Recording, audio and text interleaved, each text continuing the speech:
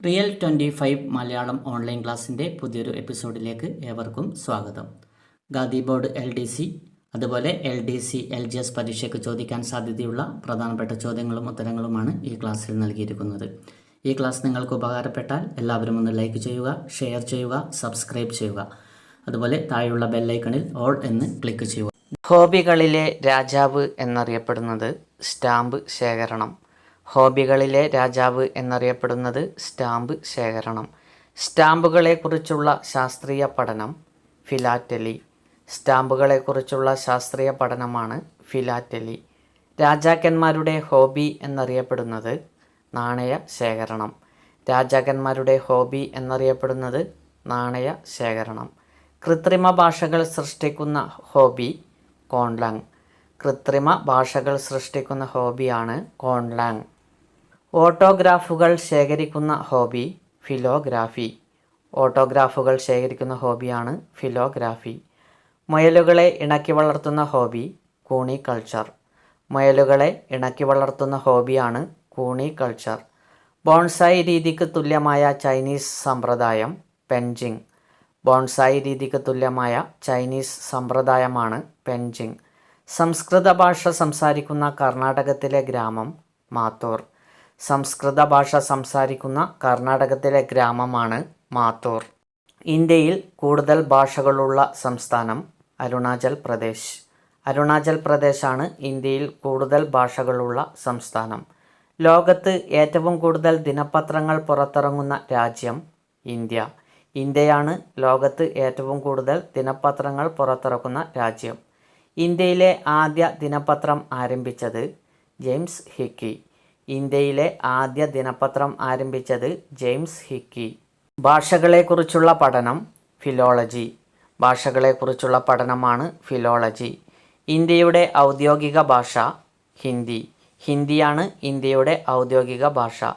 ഇന്ത്യയിൽ ഏറ്റവും കൂടുതൽ ആളുകൾ സംസാരിക്കുന്ന രണ്ടാമത്തെ ഭാഷ ബംഗാളി. ബംഗാളിയാണ് ഇന്ത്യയിൽ ഏറ്റവും കൂടുതൽ ആളുകൾ സംസാരിക്കുന്ന രണ്ടാമത്തെ ഭാഷ. മാപ്പിള സാഹിത്യ ഭാഷ എന്നറിയപ്പെടുന്നത് അറബി മലയാളം. മാപ്പിള സാഹിത്യ ഭാഷ എന്നറിയപ്പെടുന്നത് അറബി മലയാളം. പഞ്ചാബി ഭാഷയുടെ ലിപി ദേവനാഗിരി. പഞ്ചാബി ഭാഷയുടെ ലിപിയാണ് ദേവനാഗിരി. ഇന്ത്യയിൽ പുതിയ പതാക നിയമം നിലവിൽ വന്നത് 2002 ജനുവരി 26. 2002 ജനുവരി 26 ഇന്ത്യയിൽ പുതിയ പതാക നിയമം നിലവിൽ വന്നത്. ബ്രിട്ടൻ്റെ ദേശീയ പതാക അറിയപ്പെടുന്നത് യൂണിയൻ ജാക്ക്. ബ്രിട്ടൻ്റെ ദേശീയ പതാക അറിയപ്പെടുന്നത് യൂണിയൻ ജാക്ക്. 2 ത്രികോണങ്ങളുള്ള ആകൃതിയുള്ള ദേശീയ പതാകയുള്ള രാജ്യമാണ് നേപ്പാൾ. 2 ത്രികോണങ്ങളുടെ ആകൃതിയുള്ള ദേശീയ പതാകയുള്ള രാജ്യമാണ് നേപ്പാൾ. മുഖമുള്ള സൂര്യൻ ദേശീയ പതാകയിലുള്ള രാജ്യം അർജന്റീന. മുഖമുള്ള സൂര്യൻ ദേശീയ പതാകയിലുള്ള രാജ്യമാണ് അർജന്റീന. ദേശീയ മുദ്ര ഔദ്യോഗികമായി അംഗീകരിക്കപ്പെട്ട വർഷം 1950 ജനുവരി 26. 1950 ജനുവരി 26 ദേശീയ മുദ്ര ഔദ്യോഗികമായി അംഗീകരിക്കപ്പെട്ട വർഷം.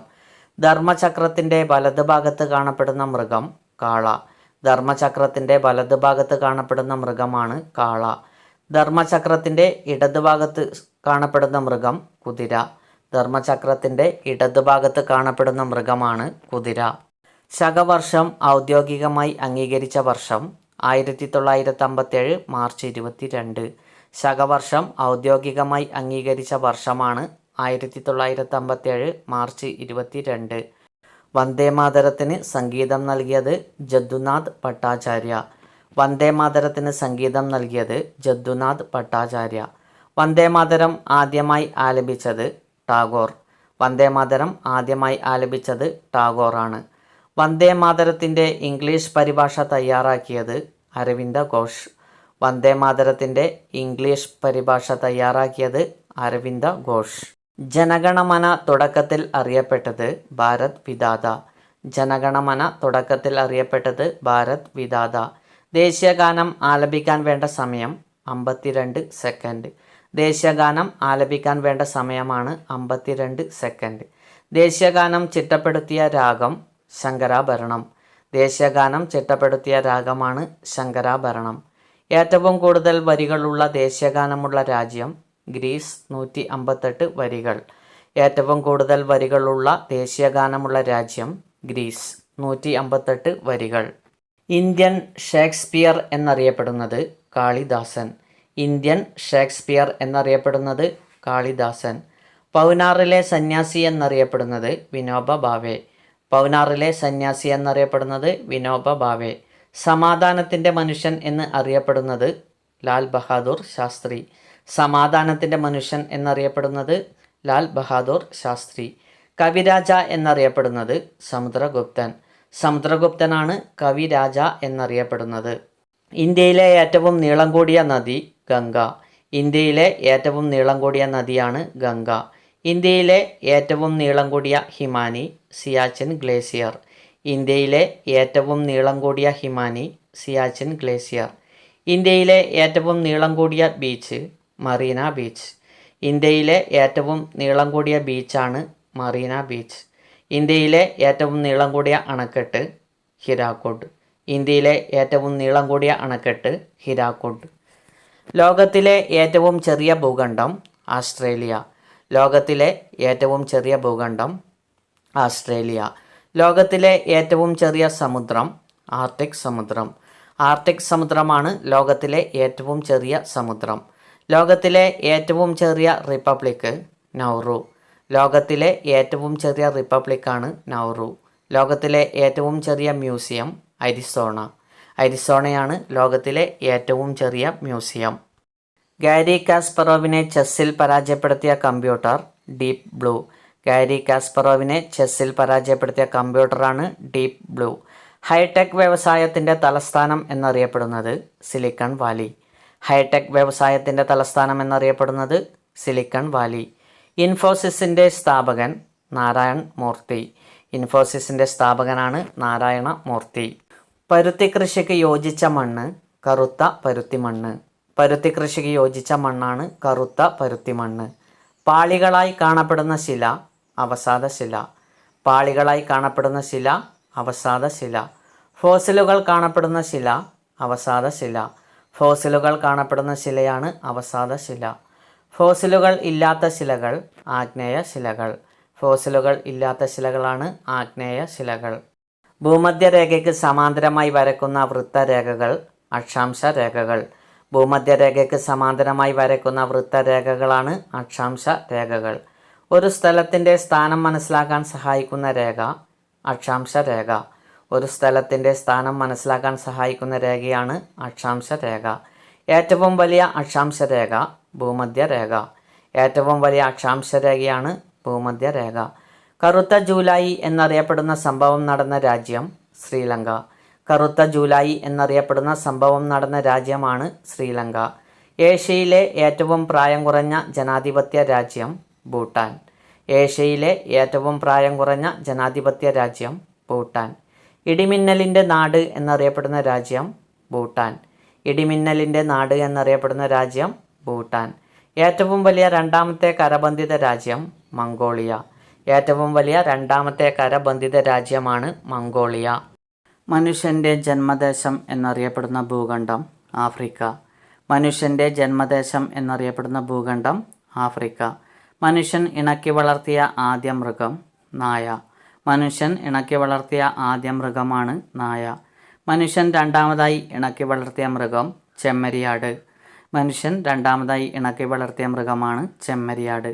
മനുഷ്യൻ ആദ്യമായി ഉപയോഗിച്ച ലോഹം ചെമ്പ്. ചെമ്പാണ് മനുഷ്യൻ ആദ്യമായി ഉപയോഗിച്ച ലോഹം. പേശികളിൽ കാണുന്ന മാംസ്യം മയോസിൻ.